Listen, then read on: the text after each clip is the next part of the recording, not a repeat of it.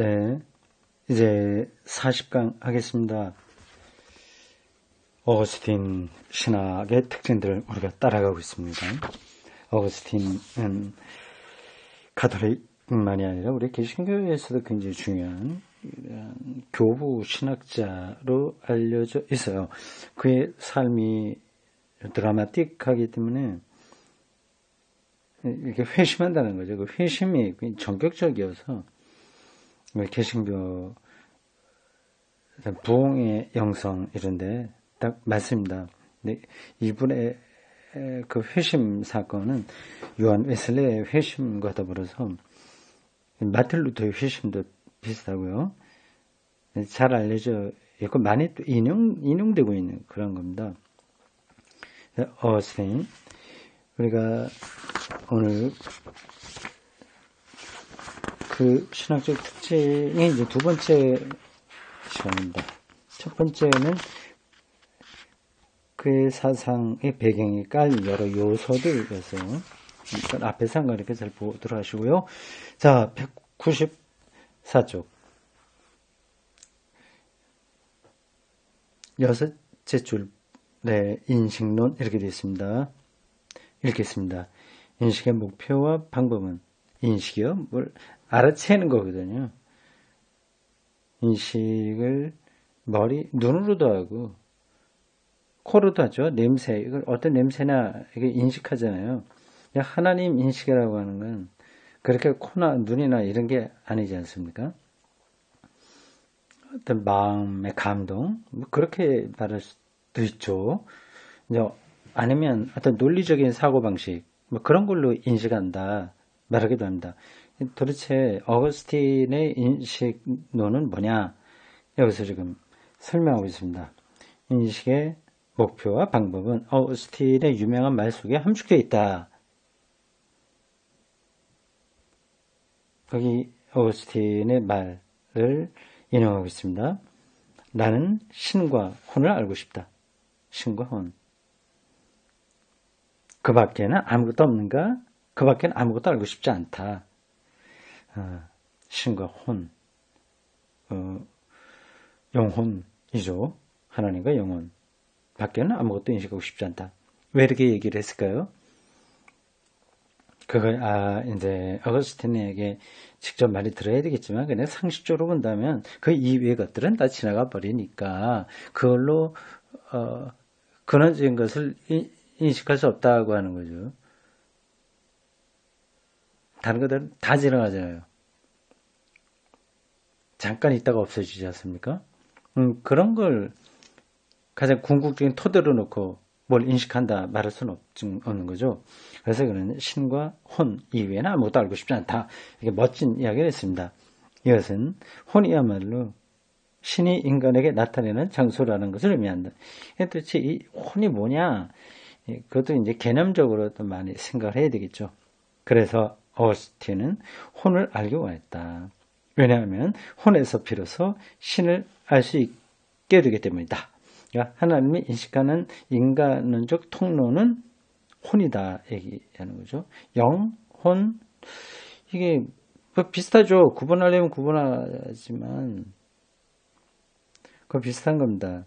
영어로 영은 스피릿이라고 하고 혼은 소울이라고 하죠. 근데 뭐 영과 혼 이걸 굳이 구분할 필요는 없습니다.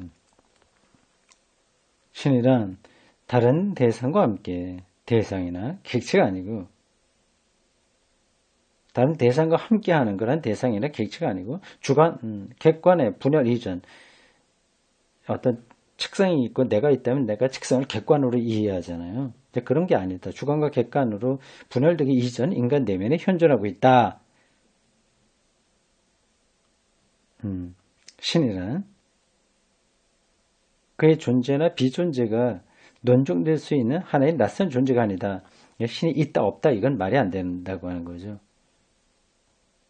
뭐 있다 없다는 되게 우리가 주관으로서 대상을 인식할 때 말하지 않습니까? 나와 너가 분리되면 상대방을 이제 존재한다 아니다고 말하지 않습니까? 그 이전의 궁극적인 이가 바로 하나님이니 우리가 하나님이 있다 없다 이렇게 말하는 것은 말이 안 된다. 그죠? 신은 우리 자신에게 선험적인 것이며 선험, 경험으로서 알 수 있는 게 아니라 아주 근원적으로 그렇게 우리 안에 내재한다. 그런 뜻이겠죠? 선험, 경험 이전, 아프리오리라고 합니다. 아프리오리. 선험적인 것을 가리켜요. 그 존엄성, 실제성, 논리적 진리성에서 우리를 앞지르는 존재다. 그렇죠. 우리는 시간 안에서만 뭐를 인식하는데 하나님은 시간 전체 총괄이라서 선험적인 거죠. 아프리오리하죠. 신에게는 주관과 객관의 분리가 극복되어 있다. 신은 우리 자신에게 가까운 것보다 우리에게 가까운 데이다. 그러니까 우리 자신보다 우리에게 더 가까이 존재하는 분이라고 하는 겁니다. 이런 내용의 어거스틴의 기도문도 있어요. 그러니까 기도라고 하는 것은 그 신학과 영성에서 나오는 거예요. 이런 게 신학적인 토대가 있으니까 어거스틴의 기도가 아주 기독교 신앙을 잘 드러내주고 있죠. 그러므로 어거스틴 전통에 있는 종교 철학은 혼 안에 있는 직접적인 신의 현존 또는 내 말투에 따르면 틸히 자신을 얘기해요. 폴 틸히 생각에 따르면 무조건적인 것의 경험, 무조건적인 것, 무제한적인 것이라고도 할 수 있습니다. unconditional. 그런 데서 출발한다. 이것은 모든 것의 절대적인 첫째의 것이다. 판덴베르크의 말로 바꾸면 하나님은 die alles bestimmende Wirklichkeit, die alles bestimmende Wirklichkeit, 만물을 규정하는 현실성, 리얼리티이죠. 비슷한 표현들입니다. 어거스틴은 이러한 직접 경험을 확실성의 문제와 결부시켰다. 인간은 두 가지 것에 관해서 직접적인 명증을 갖는다고 그는 주장한다. 두 가지 점에서. 하나는 인간 오성이 지니는 논리적 형식이다. 논리적 형식. 오성. 이거는 그냥 아는 거예요. 이해하는 거, 깨닫는 거. 오라고 하는 건 깨달을 오자거든요. 깨닫는 그러한 성격. 그걸 이제 오성이라고 합니다. 그러니까 뭐 수학 이런 것도 다 깨달아서 하는 거잖아요. 논리적으로 생각하는 거 아니겠습니까?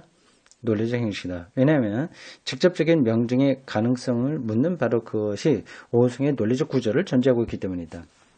그러한 그러니까 이성이라고도 할 수 있는데 이성보다 더 포괄적인 의미가 오성입니다. 그런 것이 무시돼 직접적인 경험이라고 해서 그게 무시되는 건 아닌 거예요.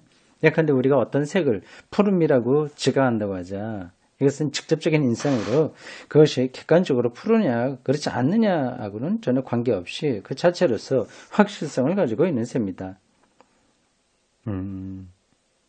직접성의 의미가 바로 이것이다. 이것은 여러분이 안개 속을 거니고 있을 때 자주 일어나는 현상이다. 이것은 무엇을 의미하는 거예요? 여기서는 객관적인 요소에 대한 확실성이라 아무것도 없다. 그러나 내가 가진 인상에 관해서는 절대적인 확실성이 있다. 큰 꺽쇠 괄호로 묶여있는 부분이에요. 그러니까 보충적으로 틸리가 설명하는 것 같습니다. 정말 푸른지 아닌지 상관없이 푸름에 대한 절대적인 확실성이 있다고 하는 거죠. 반드시 현실적인 것에 관해서는 회의가 일어난다. 그러나 오성의 논리 형식은 실제적인 것이 아니다. 확실한 건데 실질적인 것은 아니다. 그것은 물음을 가능하게 하는 하나의 구조다. 논리적으로 질문하고 있는데 그것 자체로 확실성을 얻을 수 있는 건 아니고 그걸 통해서 그런 과정에서 그 자체가 아니라 이제 그걸 통해서 얻어지는 어떤 직접적인 인식이 있다고 하는 거죠. 좀 어렵죠? 저도 설명하기가 그렇네요. 더 가보겠습니다. 이와 마찬가지로 감각적인 인상도 또한 실제적인 것이 아니다. 그것은 다만 나의 감각적 인상으로서 실질적인 것이 될 뿐이다. 차갑다, 어떻다 그런 느끼는 거 있지 않습니까? 그런 것도 실제적인 거라고 할 수 있는 건 아니죠. 만약에 우리 살에 감각이 없어진다면 바늘로 찔러도 안 아프잖아요. 우리는 과연 객관적으로 실제한 것이 거기에 대응하고 있는지 그렇지 않은지를 모른다. 그러니까 정말 아픈지 안 아픈지 이거는 우리 피부가 가지고 있는 그 감각이 있어서 그런 거예요. 근데 그게 없으면 아픈 거도 아무 의미가 없는 거죠. 따라서 이러한 두 가지 논리적이고 지각적인 명등성에 의해서 회의주의는 극복될 수 없는 것이다.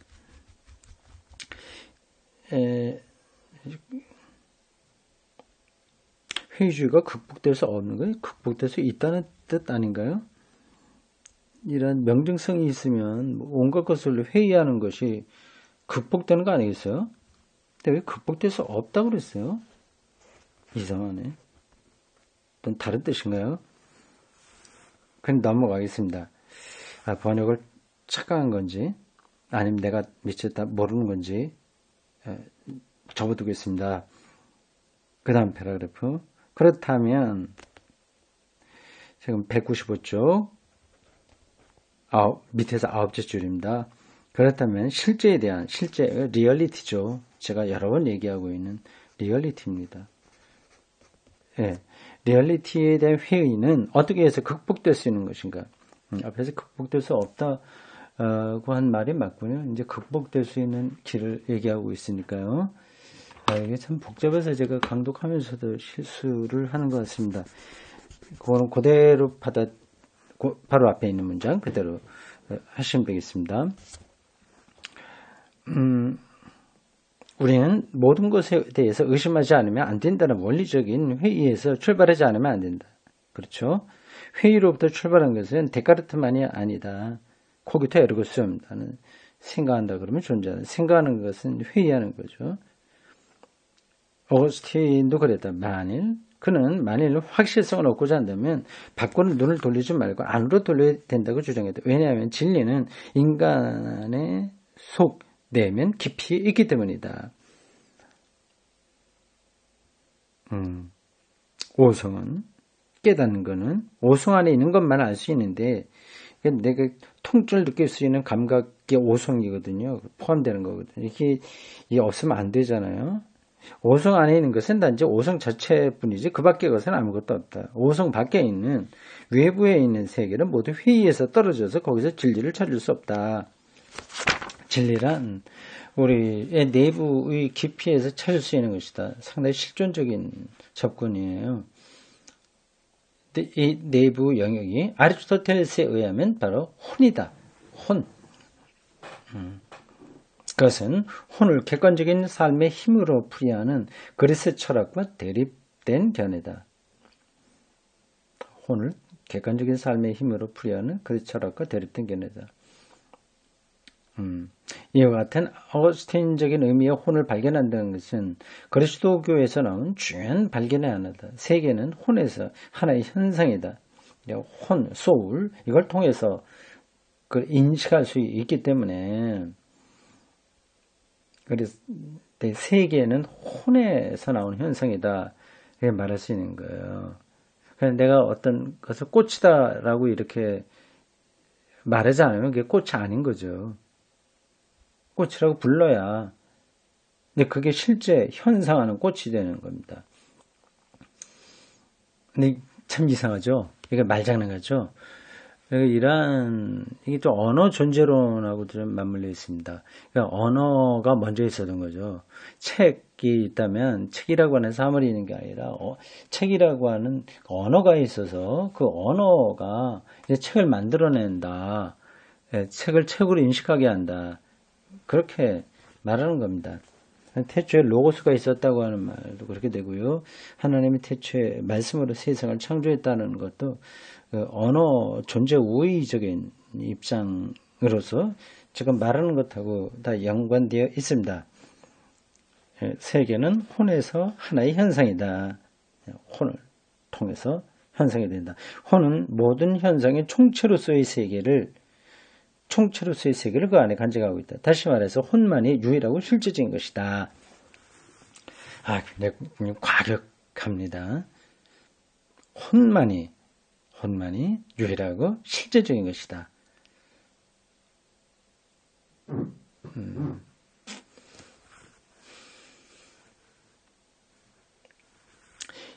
이 사상 꼭새 괄호 안에 이렇게 나와 있습니다. 그대의 내부의 실제 속으로 들어가라. 그러면 그대는 거기서 진리를 발견할 것이다. 이 문장은 데카르트의 나는 생각한다 그러면서 존재한다. 앞에서 얘기했죠. 코기토 에르고 숨이라는 명제와 같은 메아리를 가진다. 그러나 데카르트에게서 나, 에고,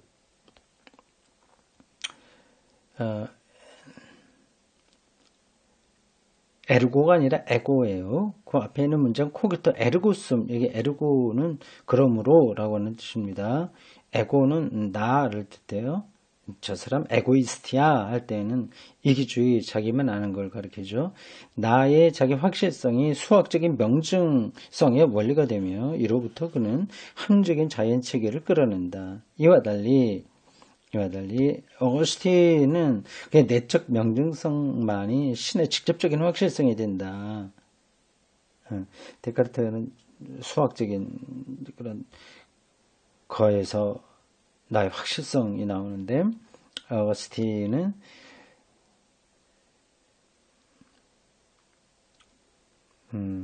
내적 명증성만이 신의 직접적인 확실성이 된다.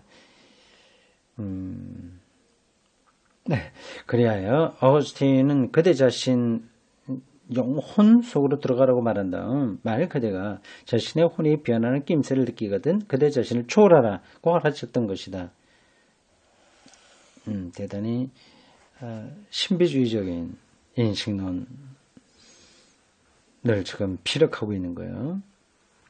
혼의 내부에는 그 자신을 초월하는 무엇인가가 다시 말해서 단적으로 변하지 않는 것, 곧 신적인 바탕이 있다. 여기에서 어거스틴이 생각하고 있는 것은 무조건적인 것에 관한 직접적인 확실성이다. 무조건적인 것. 이거는 틸리가 자주 말하는 거. unconditional한 거예요. 무조건적인 것에 대한 직접적인 확실성이다. 아니, 이게 잘 그렇게 오성의 방식으로 이해가 돼야 되지. 그렇지 않으면 이게 미친 짓이 될 수도 있어요. 무조건적인 것에 대한 직접적인 확실성. 이게 그렇게 간단한 문제는 아닙니다. 이것은 신의 존재에 대한 증명이 아니고 신은 신에 대한 회의에 선행하면 우리가 규정할 수 없어요. 우리가 이렇게 의심하는 것보다 더 선행해요. 그것의 전제 그 자체라는 사실을 보여주고 있다. 우리는 우리가 신앙하고 있는 대상을 보는 것이 아니고 우리 자신 안에 있는 신앙을 본다. 즉 우리가 무조건적인 것을 사로잡히는 상황을 보고 있는 것이다. 굉장히 실존적인 신앙이네요. 이게 과연 기독교 정통에 맞는다 이렇게 말할 수 있을까요? 인간 내면에 그렇게 하나님을 인식할 수 있는 가능성이 있다고 말할 수 있을까요? 그는 오히려 자유주의 신학에 가까운 거죠. 바르트에 의하면 인간은 전적 타자인 하나님을 인식할 수 있는 능력이 없거든요. 그러나 하나님의 계시에 의해서 우리에게 주어지는 것이고 그것을 믿음으로 받아들이는 겁니다.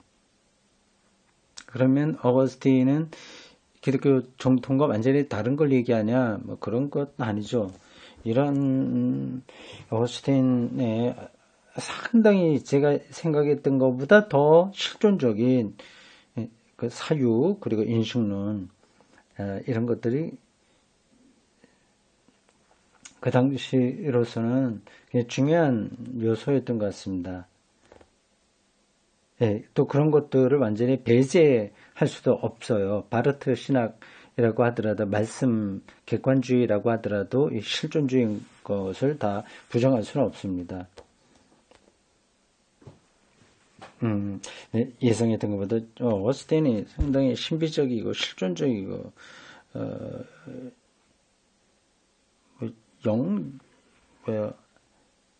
뭐라고 그러죠? 영성가적인 그런 특징을 보입니다. 우리는 왜 진리를 탐구하는 것인가? 왜 개연성에 만족하지 않는가? 개연성? 이럴 수도 있고 저럴 수도 있다고 하는 건데 거기에 만족하지 않고 정말 참된 거를 우리가 왜 따라가냐 하는 거죠. 우리는 왜 효과를 가져오는 실용적인 대답에 만족하지 못하는가? 돈 벌어서 열심히 행복하게 살자. 왜 거기서 만족하지 못하나 그런 거죠. 이런 물음에 대해서 어거스틴이 이렇게 말한다. 우리가 혼적인 존재이기 때문에 그러겠죠. 뭐라고 얘기하는지 보겠습니다. 삶이라는 그런 것에 의해서는 일체의 의미를 잃어버리게 될 것이기 때문이다. 다 그거는 없어지니까요. 그걸로 만족을 못하는 거죠. 왜냐하면 무조건적인 의미, unconditional meaning, 궁극적인 것의 의미가 빠져버린 곳에는 이거는 어떻게 해서 만들어지는 것이 아닌 아프리오리한 선험적인 그런 것이 빠진 곳에서는 어떤 잠정적인 의미 역시 그 의의를 잃어버리게 될 것이기 때문이다. 그러니까 하나님이 없이는 그 이후의 것들은 다 잠정적인 것인데 그것에 가지고 있는 그 제한적인 것이라고 할지라도 있는 가치마저 무용하게 된다. 그죠? 그리고 인간의 상황이란 진리를 소유하는 것이 허용되어 있지 않고 다만 진리를 탐구하는 것을 요구할 뿐이라는 주장 또한 만족할 만한 것이 아니다.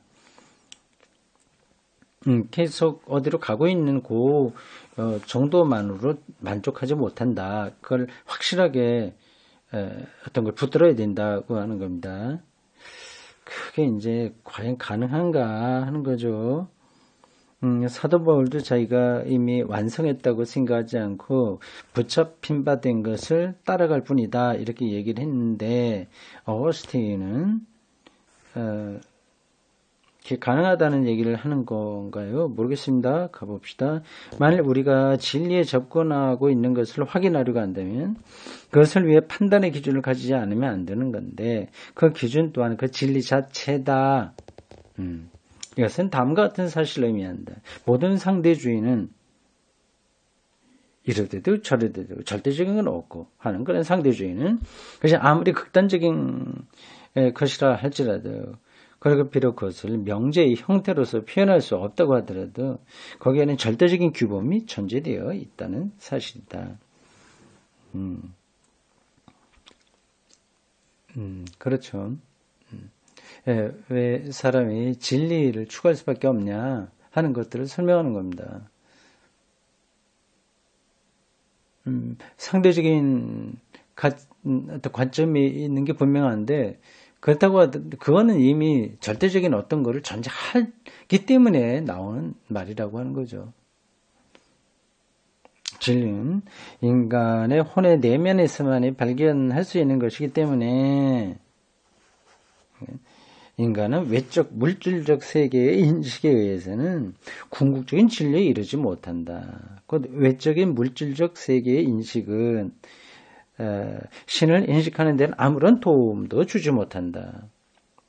높은 자리에 올라간다거나 많은 소유를 누린다거나 뭐 그런 것으로 그리고 학위, 박사학위를 여러 개 가는다고 하더라도 신을 인식하는 데는 별로 큰 도움이 되지 못한다는 거죠.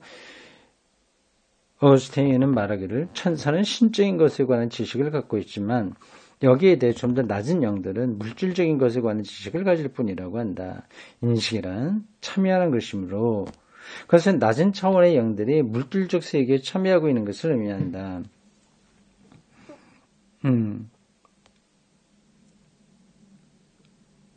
그렇죠. 나무, 강, 나비, 이런 것들 다 우리가 인식한다고 하는 것은 거기 우리가 그 물질에 속해 있다고 하는 뜻이죠. 인식이 참여인 동시에 결합이 난 것은 사랑이다. 결합은 사랑을 의미한다. 따라서 물질적인 세계를 인식하려는 사람은 그것을 사랑하며 거기에 참여하는 것이다. 그렇게 함으로써 그 사람은 가장 높은 인식, 곧 신적인 것의 인식에 이르지 못하도록 방해를 받는다. 다시 한번요. 결합은 사랑을 의미한다. 따라서 물질적인 세계를 인식하려는 사람은 그것을 사랑하게 되고 거기 참여하는 것이 그렇게 함으로써 그 사람은 가장 높은 인식과 신진 인식에 이르지 못하도록 방해받는. 그러니까 세상적인 것에 완전히 제가 몰두해 버리게 된다면 신적인 인식에 이르지 못하게 된다는 거죠. 일상이 과잉되면 결국 영혼의 평화를 얻지 못한다는 말하고도 비슷합니다. 이래야요. 그 사람은 진리 안에 있지 않고 비진리 안에 있게 된다. 계속 영혼이 산만하게 되는 거죠. 열심히 취미 활동하는 것도 그렇고요. 어떤 음악가, 연주자에게 열광하는 거, 이게 뭐 조금이 아니라 여기 뭐 사랑 하며 얘기 돼 있잖아요. 물질적인 세계를 인식하는 사람은 그것을 사랑하며 거기에 이제 전적으로 매달리는 방식으로 그렇게 하게 되면 결국 진리 안에 있지 않고 비진리 안에 있게 된다. 그런 의미입니다. 만일 자연과학이 어떤 가치를 가진다고 한다면 그것은 자연과학이 자연 속에 신적인 근거고 그 자체로서는 아무런 의미도 없는 동물이나 식물 안에서 삼위일체 흔적을 보여주는 하늘이다. 좀 어려운 말이고 넘어가요. 중세에서 자연과학은 너무 침체되어 있었는데 끝가닥이 여기 있었다. 어거스틴은 자연을 기술적으로 다루려는 데에 관심을 보이지 않았으며 당연히 그랬겠죠. 거기에 몰두하게 되면 결국 신적인 사랑을 놓치니까요. 자연과학의 분석적 방법에 대해서도 관심을 가지지 않았다. 그렇죠. 이데아, 플라톤 철학의 토대인 거기에 직접적인 확실성을 얻으려고 하니까 이 세상의 자연과학 이런 거 관심을 갖지 않게 되죠. 아리스토텔레스는 좀 그렇지 않습니다. 중세가 자연과학이 거의 공헌하지 못했던 것은 당시 사람들이 지적이지 않았기 때문이 아니라 여기에 흥미를 가지지 않았기 때문이다. 그래서 다시 말해서 자연에 대해 사랑을 가지고 대하지 않았기 때문이다. 그들이 자연을 사랑했다고 한다면 거긴 몰입하는 거예요. 사랑은 그 하나 되는 거예요. 또 뭐 사랑을 뭐라고 설명했죠? 결합은 사랑을 의미합니다. 결합하는 거예요.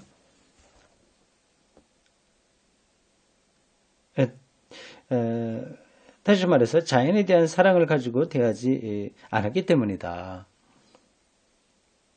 그들이 자연을 사랑했다고 하면 이건 뭐 사랑은 단순히 로맨틱한 낭만 뭐 이런 거 남녀의 관계를 얘기하는 게 아니라 모든 것에 자기가 몰입하고 그와 하나 되는 것을 가리킵니다. 자연을 사랑했다고 한다면 그것은 자연 속에서 삼위일체의 구체화를 인식하는 한에서만 그랬던 것이다. 그러니까 하나님, 아들, 예수 이런 것들을 설명하기 위해서 자연을 말했을 뿐이다 하는 거예요. 하나님의 창조와 예수를 통한 구원과 성령의 활동 그런 것들을 설명하기 위해서 자연을 보았다는 거죠. 그래서 중세 사람들은 이런 인식을 예술을 통해서 표현했다. 그 예술 표현은 오늘날 과학기술의 영향 아래에 있는 우리가 예술 작품에서 창출해내는 많은 것보다 훨씬 높은 수준의 것이었다. 화랑에 가서 벽 위에 걸려있는 카펫들을 보라. 그대들이 거기서 보는 것은 자연과학의 시점에서 보는 자연의 묘사가 아니다. 그 어떤 꽃이나 동물도 자연과학적으로는 하나도 정확하지 않다. 그러나 그것도 모두 삼위일체 흔적 곧 자연의 대상에 있는 분리와 재결합의 생명운동을 나타내기 위해서 그려져 있다. 그것은 자연에 있는 신적인 바탕을 보여주려고 한다. 그리고 그것은 그것들에게 아름다움을 제공한다. 이 창조를 이해하기 위해서 그대들은 그것들의 지향성, 인텐티오, 지향성, 그것들이 실제로 무엇을 의미하는 것을 알아야 할 것이다. 이 꺽쇠 괄호로 묶여있는 그 화랑의 미술관에 대한 이야기입니다. 이게 영어판에 있는 것이고 독일어판에 빠져 있다고 하는 건데 옹gin이가 이거를 같이 끌어다가 넣었네요. 여기까지가 어거스틴의 인식론이었습니다. 근데 이러한 영향력이 중세기까지 계속돼서 결국 자연과학이 그때 발전하지 못했다 얘기하네요. 자연과학이 발전하지 못했다고 해서 뭐 그것도 크게 문제가 되지 않습니다. 발전했다고 해봐야 거기서 거기죠. 지금 21세기에 놀라운 자연과학 속에 있는데 여러분들이 뭐 대단한 것처럼 생각하실지 모르지만 그렇지 않습니다. 물론 대단하긴 한 건데 이 전체 우주와 그리고 우주 시작하기 전 혹은 뭐 다른 차원 이런 것들에서 본다면 지금의 자연과학은 그렇게 뭐 우리가 놀라서 혀를 두를 만한 것은 아닙니다. 네, 여기서 이 어거스틴이 영혼 이거를 확실성을 얻는 가장 중요한 인간의 구성 요소로 보고 있어요. 이게 현대 자연과학, 생물학 이런 데서 또 과연 가능한 이야기겠느냐 그런 것들은 더 논의가 필요합니다. 특별히 인공지능 뭐 이런 것들이 막 나오고 있는 시대에서 우리 인간에게만 있는 영혼이 주관과 객관이 분리되기 이전에 그 절대적인 것을 인식할 수 있다고 인식하고 그래서 확실한 것을 붙들 수 있다고 하는 말이 얼마나 타당하냐 하는 것에 대해서 신학적으로 더 준비를 해야 됩니다. 어쨌든 저는 어거스틴 이 말이 일단 이해가 되고 괜찮다 우리 생각이 됩니다. 여기까지 하겠습니다.